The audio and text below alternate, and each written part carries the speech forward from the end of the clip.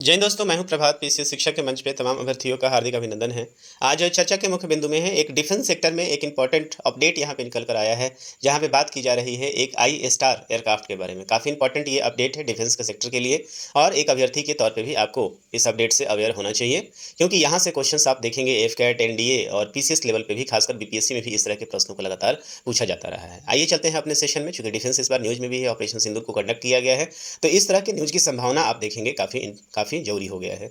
तो आप देखते हैं सेशन में आगे बढ़ने से पहले आप सभी को याद करा दें कि यदि आपने सेशन को सब्सक्राइब नहीं किया है तो चैनल को जरूर सब्सक्राइब कर लें और अपने दोस्तों के बीच में भी इसे शेयर करते रहें। आइए चलते हैं अपने सेशन में, बात करते हैं कि क्या है ये नया अपडेट, क्या है आई स्टार। तो आप देख सकते हैं कि ये जो न्यूज़ है इसे दैनिक जागरण ने प्रकाशित किया है, और इसके अलावा अन्य भी प्रमुख मीडिया ने इसको प्रकाशित किया है। आप देख सकते हैं जो हेडलाइन है यहाँ पे बताया गया है, जल्द ही भारतीय वायुसेना को मिलेगी स्वदेशी आधुनिक आई स्टार जासूसी विमान प्रणाली। अब सबसे पहले यहाँ पे देखिए, यहाँ पे जो जासूसी विमान प्रणाली कहा गया है, यहाँ पे देखिए ये इसको इंट एयरक्राफ्ट कहा जाता है। इंटेलिजेंस जो गैदर करने का काम करता है वो एयरक्राफ्ट का है। तो ये एयरक्राफ्ट भी आप समझेंगे कि इंटेलिजेंस जो है एयरक्राफ्ट कैसे गैदर करता है।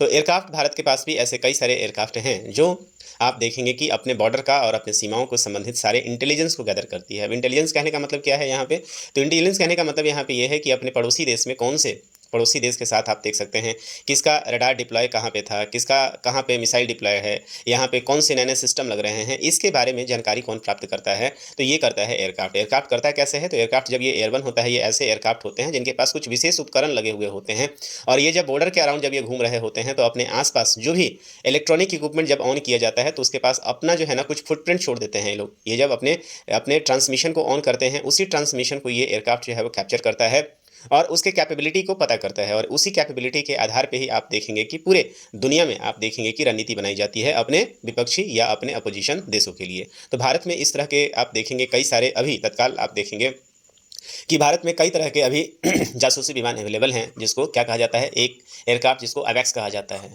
इसको आप लोगों ने नाम सुना होगा। एक जो एयरक्राफ्ट है एयरबॉर्न एयरबॉर्न अवैक्स आप कह सकते हैं इसको, दैट इज कॉल्ड अवैक्स, AWACS इसको कहा जाता है। उसके बाद आप कह सकते हैं दूसरा जो एयरक्राफ्ट भारत के पास जो अभी है, और ये जो अवैक्स एयरक्राफ्ट है ये कहाँ पे है, बोइंग पे माउंट किया हुआ है। एक एयरक्राफ्ट जो है पीएटाई है, ये भी यूएसए मेड है, इस बात को भी याद रखेंगे, अवैक्स भी यूएसए मेड है।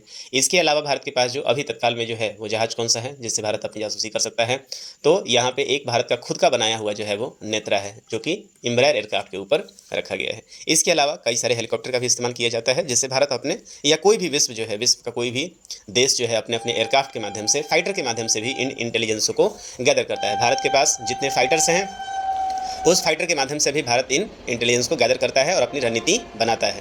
तो इसी को लेकर अब भारत में जो है कुछ एयरक्राफ्ट जो है वो डीआरडीओ कुछ प्रोजेक्ट पे काम कर रही है, और डीआरडीओ जो है इसी एयरक्राफ्ट जो भारत के पास अवैक्स है, जो भारत के पास नेत्रा है, इन सारे एयरक्राफ्ट का ही एक इम्प्रूव्ड वर्जन लेकर आने जा रही है, जिसको नाम क्या दिया गया है, जिसको नाम दिया गया है आई स्टार नाम दिया गया है। क्या है आई स्टार, आइए समझते हैं।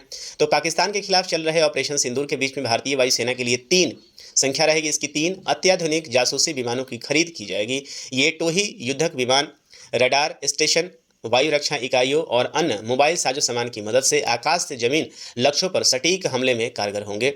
खुफिया जानकारी और निगरानी करने वाले ये युद्धक विमान स्वदेशी आई स्टार प्रणाली से संचालित होंगे।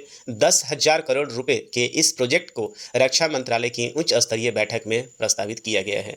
तो ये जो एयरक्राफ्ट होगा, भारत में कई सारे जो फाइटर एयरक्राफ्ट हैं वो ये काम करते हैं, तो भारत को क्या मिल रहा है, ऐसा फाइटर एयरक्राफ्ट जो है उसके लिए डील हुआ है जो इस तरह के काम को कर सकता है।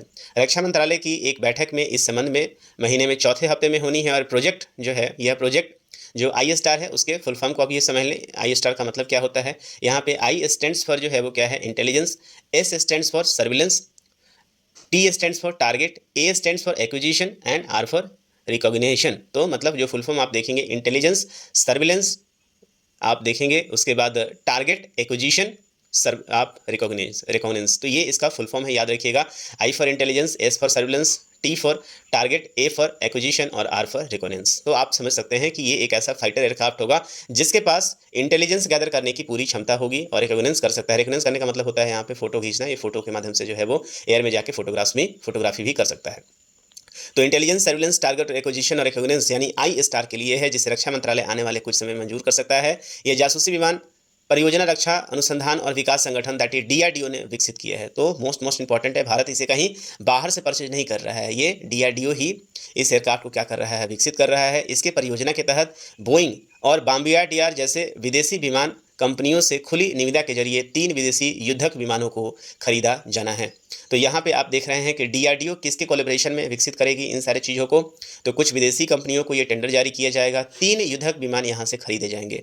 तो 3 फाइटर एयरक्राफ्ट जो हैं वो खरीदे जाएंगे और उसके ऊपर इन सारे सिस्टम को क्या किया जाएगा, इंस्टॉल किया जाएगा। विमानों पर लगे सिस्टम पूरी तरीके से स्वदेशी होंगे, क्योंकि डीआरडीओ के सेंटर फॉर एयरबॉर्न सिस्टम, जिसको कैप्स कहा जाता है, याद रख लीजिएगा, सेंटर फॉर एयरबॉर्न सिस्टम, जिसको कैप्स कहा जाता है, सेंटर फॉर एयरबॉर्न सिस्टम को कहा जाता है कैप्स, ने पहले ही इन्हें सफलतापूर्वक विकसित कर लिया है। आई स्टार प्रणाली के विकास से भारत उन चुनिंदा देशों के क्लब में शामिल हो जाएगा जिनके पास ऐसी क्षमता है। इनमें कौन कौन से देश हैं? अमेरिका है, ब्रिटेन है, इजराइल है। इनके पास इस तरह के एयरक्राफ्ट पहले से ही हैं।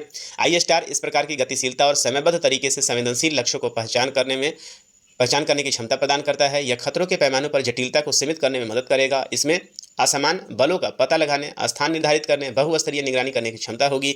आई स्टार प्रणाली का उपयोग दिन और रात दोनों समय इंटेलिजेंस संग्रहण, निगरानी, रिकॉग्निसेंस और लक्ष्यों की पहचान करने के लिए किया जा सकेगा, जो स्टैंड ऑफ रेंज से किया जाएगा।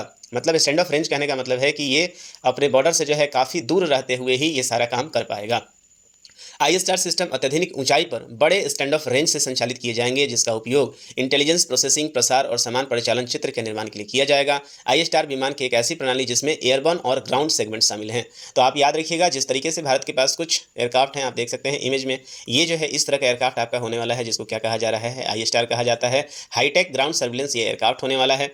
इसके अलावा भारत के पास जो अभी जो एयरक्राफ्ट है, ये जो एयरक्राफ्ट आप देख रहे हैं विशेष प्रकार का एयरक्राफ्ट है, इसी को अवैक्स कहा जाता है।